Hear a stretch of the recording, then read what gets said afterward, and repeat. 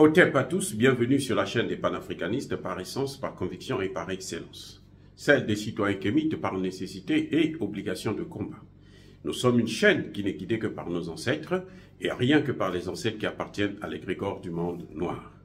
Par conséquent, nous ne croyons en aucun Dieu venu de l'étranger. Toutefois, cette vidéo n'est aucunement destinée à inciter à la haine ou à la violence, car nous menons un combat qui est d'abord et avant tout spirituel, intellectuel et démocratique. Ensuite, il est politique, géopolitique et géostratégique.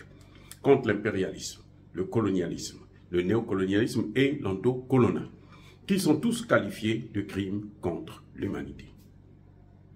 Nous menons ce combat sur la base du principe fondamental que nous avons hérité de nos ancêtres kémites, qui est celui de la Mahat, c'est-à-dire solidarité, vérité et justice. Vous êtes donc en droit de connaître la vérité et nous avons l'obligation de vous dire la vérité, rien que la vérité, afin que justice soit rendue au continent africain. Et ça, c'est notre modeste contribution dans cette noble lutte en faveur de la souveraineté, la dignité, la solidarité et l'unité africaine. C'est exactement ça que nous appelons le panafricanisme. Bien-aimés frères et sœurs, le Gabon a un Premier ministre. Eh oui, le Gabon a un Premier ministre, Monsieur Raymond Ndong Sima, le nouveau Premier ministre du Gabon, formé en France à l'université de Dauphine, un homme de 68 ans, économiste de son État. Il a été ancien Premier ministre d'Ali Bongo entre 2012 et 2014. Il a fait ses preuves dans le domaine du redressement des entreprises, notamment privées. Et c'est un économiste qui a fait ses preuves qu'on connaît déjà, que les Gabonais reconnaissent. Il appartient à l'opposition gabonaise.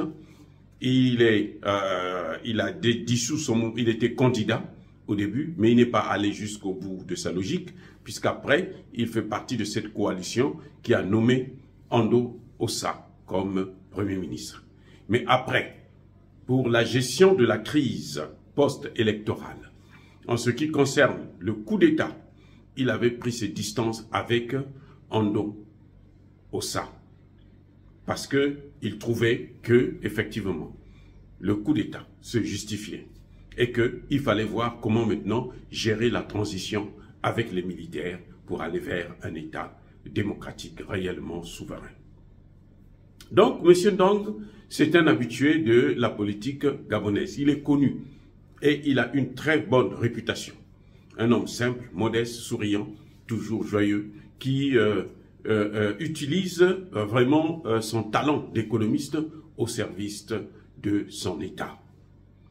Maintenant, mon souhait, c'est le succès de ce nouveau Premier ministre, mais je dois rappeler à ce Premier ministre que sans la souveraineté, un État qui n'est pas souverain ne peut pas réussir une politique qu'elle soit. S'il veut réussir, il doit d'abord s'attaquer à la souveraineté de l'État gabonais. Et la souveraineté de l'État gabonais, c'est quoi? Qu'est-ce que ça implique d'abord? La souveraineté de l'État gabonais implique et impose le départ des troupes françaises, la dénonciation des accords militaires et économiques avec la France. Un État, une colonie, ne peut pas avoir la démocratie, ne peut pas expérimenter la démocratie, parce qu'il y aura toujours l'ingérence des puissances extérieures qui vont, bien évidemment, troubler le jeu et nous ramener toujours vers le contrôle et la colonisation. Donc la priorité, à mon avis, c'est que le Premier ministre puisse demander le départ des troupes françaises du sol gabonais. Ça, c'est un. Deux, il faut que le Gabon aujourd'hui décide aussi que les autres pays de la CEMAC, qui sont hésitants, de sortir de la zone CFA. La France a toujours dit que le CFA était une charge pour elle. Donc c'est une bonne chose pour que les pays africains puissent se libérer, puissent libérer la France. Comme ça, la France, l'argent qu'elle dépensait pour aider les pays africains à maintenir une monnaie qui n'a aucune valeur, que eux ils pensent qui est trop bonne pour eux, eh ben, ils vont prendre cet argent pour régler par exemple les problèmes de retraite. La France n'a qu'à financer dans son propre pays. Elle n'a qu'à arrêter de financer les Africains. Nous ne voulons plus l'aide. Le président Traoré l'a dit que pendant 60 ans, avec l'aide et la soumission aux injonctions de la France, on n'a jamais eu le développement. Donc, on peut se passer de cette aide. Et c'est mon message pour le nouveau Premier ministre gabonais.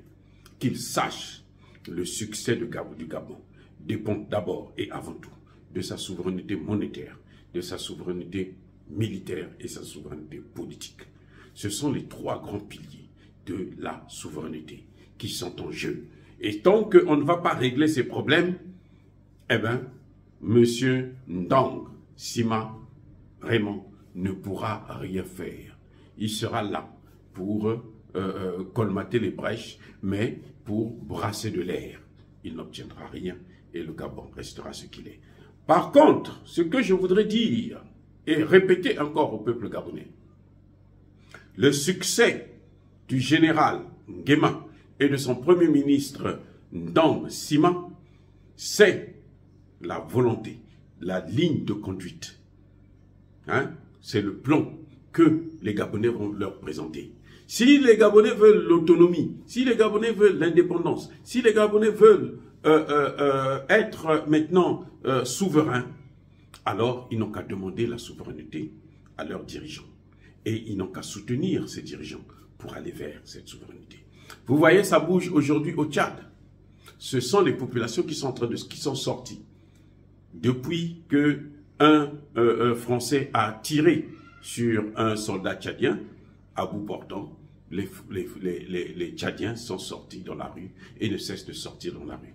Et une idée qui était encore mineure, une idée qui était encore en gestation au niveau du Tchad, est aujourd'hui soutenue par le Parlement de transition tchadien qui demande le départ immédiat des troupes tchadiennes.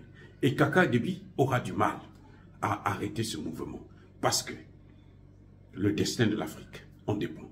Parce que la population qui est déterminée à obtenir sa liberté va finir toujours par l'obtenir d'une manière ou d'une autre. Quitte à ce qu'un nouveau coup d'État puisse être engagé au niveau du Tchad. Quitte à ce que Kaka Déby puisse se faire éjecter par d'autres militaires.